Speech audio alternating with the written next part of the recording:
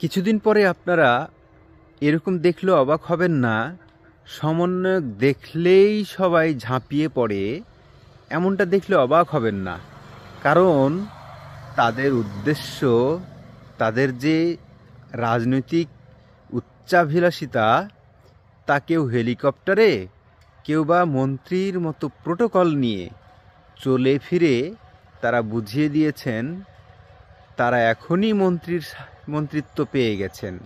সুতরাং জনগণও বুঝে গেছে যে তারা যে উদ্দেশ্য নিয়ে তাদের পিছনে নেমেছিল, তারা যে উদ্দেশ্য নিয়ে তাদের সাথে থেকেছিল, তারা প্রতারিত হয়েছে। কারণ সমন্বয়করা মন্ত্রীর পদমর্যাদা পাচ্ছেন, অন্য ছাত্ররা তো পাচ্ছেন না।